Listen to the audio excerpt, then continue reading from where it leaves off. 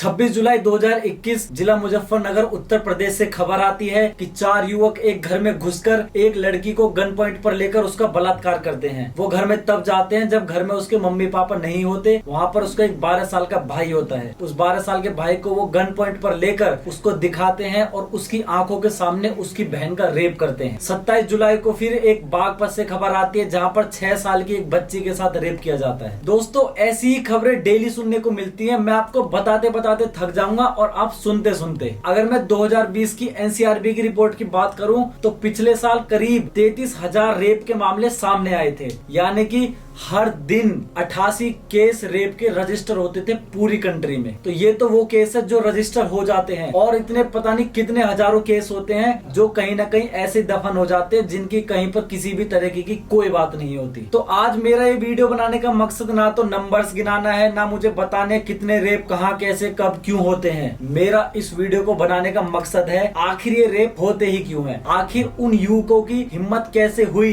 कि वो उस घर की दीवार कूदकर उस 15 साल की बच्ची के साथ रेप करते हैं। उनकी मानसिकता क्या होती है, क्या उनके दिमाग में चलता है। आज हम यही जानने की कोशिश करेंगे कि रेप क्यों किया जाता है, रेपिस्ट की मेंटेलिटी क्या होती है और क्या ऐसे इस चीज के सॉल्यूशन है जिसके बाद हम एक ऐसा समाज बना सकते हैं जहां पर हम इन चीजों को बहुत ही कम कर सकें। तो दोस्तों, सबसे पहले हम बात करेंगे कि रेप होते कैसे हैं। तो रेप बेसिकली यहाँ 2 तरीके के होते हैं। तो पहला रेप होता है जो एक स्ट्रेंजर किसी स्ट्रेंजर लड़की के साथ करता है। मान लो कोई लड़की मार्केट जा रही है या जॉब से आ रही है और कहीं पे वो अकेली है और उसका फायदा उठाकर कोई स्ट्रेंजर बंदा उसके साथ रेप कर दे। दूसरी सिचुएशन वो होती है जब लड़की के जानने वाला ही एक घटिया हरकत करता है। जानने वाला कोई भी हो सकता है, उसका दोस्त, उसका भाई, उसका बाप, उसका चाचा, ताऊ, मौसा, फूफा, क्योंकि हमने ऐसे केस पास्ट में देखे हैं जहां पर सारे ही ऐसे केस पाए गए हैं। बाप का केस भी, बाप ने बेटी के साथ रेप किया। कहने में मुझे शर्म आती है लेकिन दोस्तों हम ये आज के समाज में देख चुके हैं। तो दोस्तों, अब हम बात करेंगे कि रेपिस्ट के दिमाग में ऐसा क्या चलता होगा कि वो इतना गिर जाता है, उसे पता नहीं होता कि वो कितनी घटिया हरकत कर रहा है। तो दोस्तों, पहला जो एक पॉसिबल रीजन है, जिसकी पॉसिबिलिटी है, वो है फ्रस्ट्रेशन। अब फ्रस्ट्रेशन किस तरीके की हो सकता है? कोई मैरिड आदमी है, उसकी बीवी उसको भाव नहीं देती, उसकी रिस्पेक्ट नहीं करती, या फिर वो है ही नहीं उस लायक जिससे उसको रिस्पेक्ट नहीं मिलती और वो बहुत ज्यादा तंग रहता है लाइफ में। बहुत सारे मल्टीपल रीजंस हो सकते हैं फ्रस्ट्रेटेड होने के। तो उसी चीज से फ्रस्ट्रेट होके कोई अपनी फैमिली में, कोई पड़ोस में, कोई कोवर्कर के साथ ही हरकत कर देता है। कभी कभी किसी लड़की का फायदा उठाते हुए, मान लो कोई लड़की जा रही है, कोई अननोन है, बिल्कुल स्ट्रेंजर है और अकेले में देखकर उस लड़की का फायदा उठा ले जो फ्रस्ट्रेटेड बंदा है। दूसरा रीजन जहाँ पर समझ में आता है वो है दोस्तों मेल डोमिनेंस या फिर मेल ईगो। होता क्या है कि मेल अपने आप को हमेशा सुपीरियर समझता है फीमेल्स के।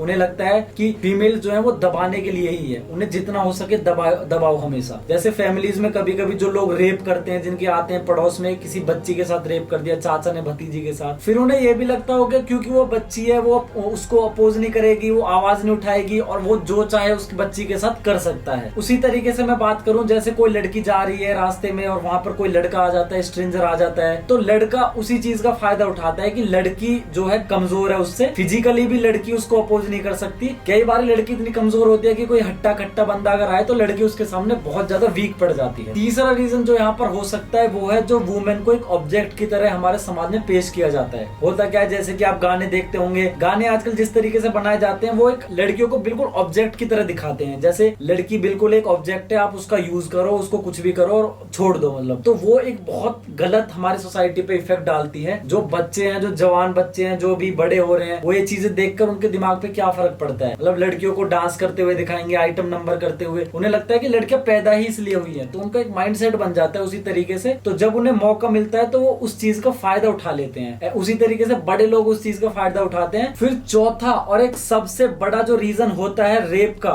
वो होता है हवस, मेंटेलिटी, सिक मेंटेलिटी, गंदगी, जो दिमाग में गंदगी भरी हुई होती है ना, सबसे बड़ा रीजन वो होता है। यार आप सोच के देखो, एक बाप अपनी बेटी के साथ मतलब सोच भी कैसे सकता है, एक चाचा भतीजी के साथ, तो उनके दिमाग में क्या है, गंदगी भरी होती है। उन्हें पता नहीं है कि वो किस रिश्ते के बारे में बात कर रहे हैं, वो सामने वाली उसकी लगती क्या है, वो गंदगी किस तरीके से भरी हुई हो सकती है। हो सकता है वो बंदा बहुत ज्यादा नशा करता है, वो दारू पीता है और उसके ऊपर दारू इतनी ज्यादा हैवी हो चुकी है कि उसकी अपनी कोई सोच रह नहीं गई है, वो खुद खुद कुछ सोच नहीं पाता है। दूसरा रीजन ये हो सकता है कि उसके जो सेक्सुअल हार्मोन्स है उसके ऊपर उसका कोई कंट्रोल नहीं है। उसके हार्मोन्स इतने ज्यादा इम्बैलेंस हो चुके हैं कि वो अपने सेक्सुअल डिजायर को पूरा करने के लिए किसी भी हद तक गिर सकता है। उसे ये नहीं पता चलेगा कि सामने वाली बच्ची उसकी लगती क्या है। वो मतलब दरिंदे बन चुके एक तरीके से। जो दरिंदे होते हैं ना, दरिंदे ये हरकतें करते हैं जिनका ना तो अपने दिमाग पे कंट्रोल है, ना अपनी भावनाओं पे, ना अपनी इंद्रियों पे, ना अपने हार्मोन्स के ऊपर। तो यहाँ पर दोस्तों एक छोटा सा फर्क आता है उस सिचुएशन में जब एक स्ट्रेंजर रेप करता है और जब एक नोन बंदा रेप करता है किसी लड़की के साथ। उसमें क्या होता है, एक चीज ये आ जाती है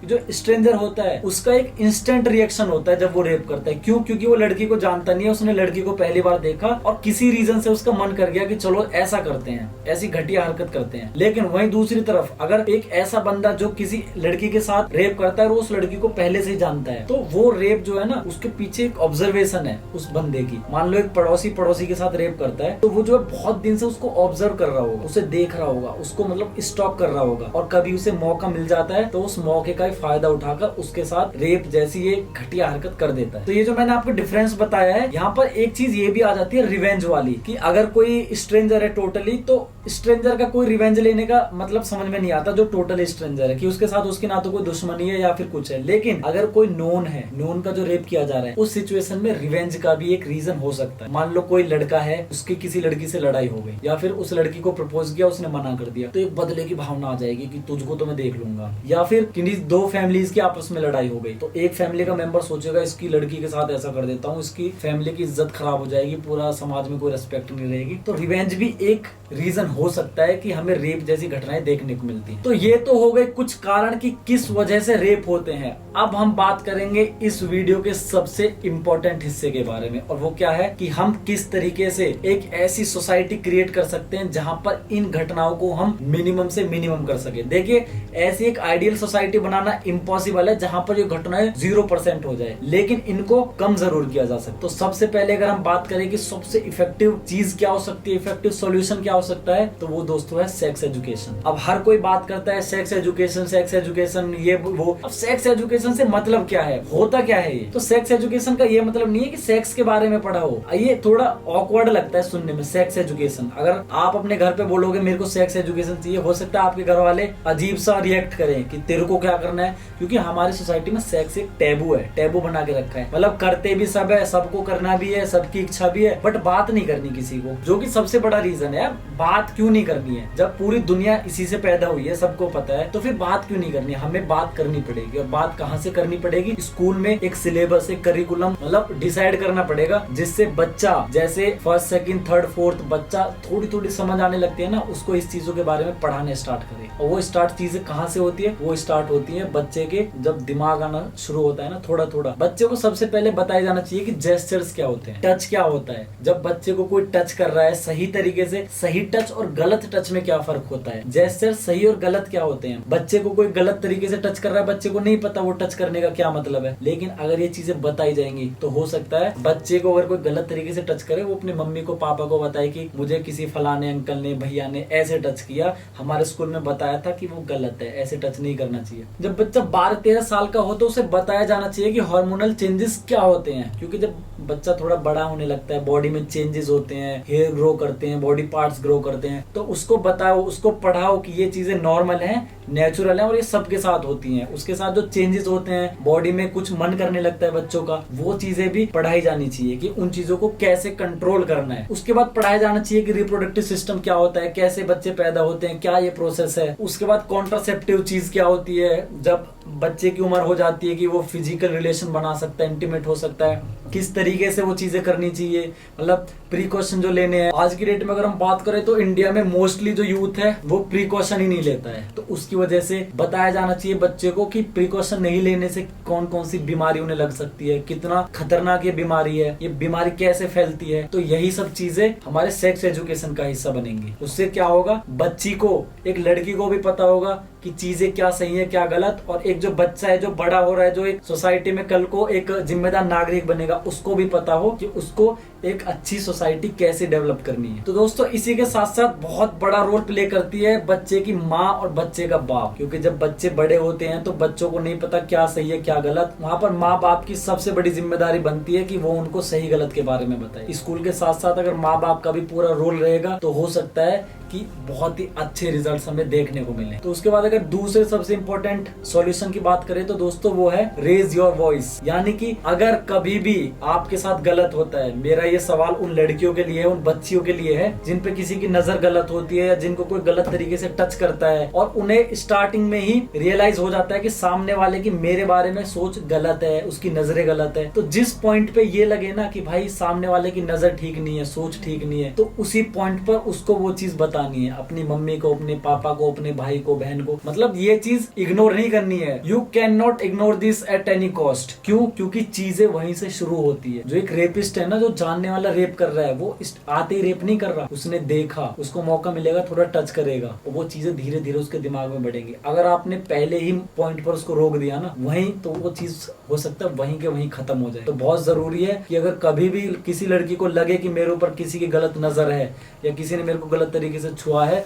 तो उसके बारे में, उसके खिलाफ वही आवाज उठाई जाए। तीसरा सॉल्यूशन जो यहाँ पर निकल कर आता है दोस्तों वो है लीगलाइज द प्रोस्टिट्यूशन। अब इसका क्या मतलब है? आपको सबको पता होगा इंडिया में प्रोस्टिट्यूशन लीगल नहीं है, बट फिर भी हर जगह होता है। दिल्ली में देख लो आप, वेस्ट बंगाल में देख लो, बड़ी बड़ी सिटीज है जहाँ पर बड़ी बड़ी कॉलोनीज है और वहाँ पर खूब धड़ल्ले से काम होते हैं, लेकिन लीगल नहीं है, रैकेट्स चलाए जाते हैं। अगर उस चीज को लीगल कर दें, ये जो कुछ लोग होते हैं जो गंदी मेंटेलिटी के हवा सजिश के अंदर, तो ये उन लोगों के लिए जब कोई अपने कंट्रोल नहीं कर पा रहा अपनी फीलिंग्स को, अपने हार्मोन्स को, तो भाई उसके लिए ये एक अच्छा सॉल्यूशन है, वो वहां पर जाके अपना जो भी है कर सकता है। लेकिन ये एक सही तरीके से लीगलाइज करना चाहिए। वुमेन के राइट्स को, वुमेन को उनके राइट्स मिलने चाहिए। ऐसा ना हो कि हम एक सॉल्यूशन के चक्कर में दूसरी प्रॉब्लम खड़ी कर दें, कि वहां पर लड़कियों को जबरदस्ती ठूसना शुरू कर दे क्योंकि लीगल हो गई है, लोग वहां पर कमाई करने लगे और लड़कियों की लाइफ एक्सप्लॉइट हुई। वहां पर वही लोग जाए जिनकी मर्जी है। और एक प्रॉपर सिस्टम होना चाहिए जो उसकी एक तरीके से सर्विलेंस करे, उसको देखे कि वहां पर लड़कियों को एक्सप्लॉइट तो नहीं किया जा रहा है। वो बहुत जरूरी चीज है। देखिए ये चीजें तो हमने बात करी है कि रोका कैसे जा सकता है रेप को, लेकिन मान लो अगर कोई लड़की ऐसी सिचुएशन में फंस जाती है, या तो उसको कोई लड़का घेर लेता है कहीं पे, लड़का छेड़ने की कोशिश कर रहा है या कुछ भी, तो लड़की को अपने ऊपर भी मेहनत करनी चाहिए। मतलब सेल्फ डिफेंस के लिए लड़की को तैयार रहना चाहिए। कोई मिर्च पाउडर उसके पास होना चाहिए उसके बैग में, या फिर कोई छोटा मोटा कोई चाकू टाइप या कोई नेल कटर जो होता है, या फिर कुछ भी ऐसी चीज जिससे वो अपने आप को डिफेंड कर सके। मतलब इतना भी फिजिकली वीक नहीं होना चाहिए कि एक लड़का भी उसके अकेले होने का फायदा उठा सके। ये बहुत जरूरी है। हर लड़की को अपने ऊपर इतनी मेहनत तो करनी चाहिए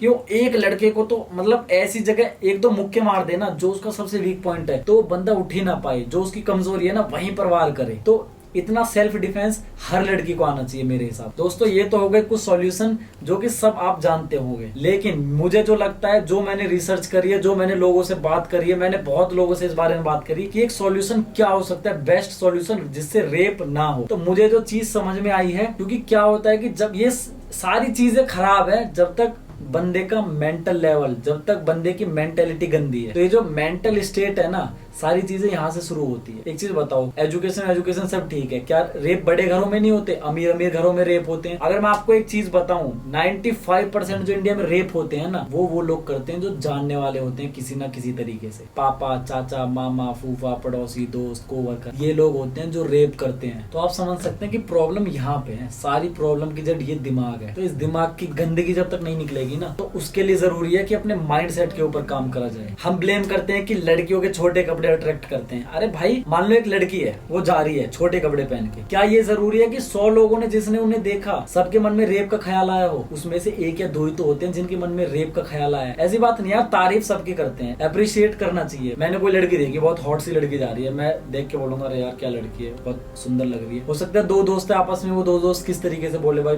बढ़िया लग रही है, अच्छी लग रही है, लेकिन एक वो बंदा आता है जिसके दिमाग में गंदगी है, तो दिमाग में गंदगी निकालनी पड़ेगी। उसके लिए क्या करना है? अपने आप को ट्रांसफॉर्म करना है, योगा का सहारा लेना है। अगर आपके मन में, हमारे मन में, किसी के भी मन में गलत ख्याल आते हैं ना, किसी को भी लेके, एक ख्याल से ही चीजें स्टार्ट होती हैं।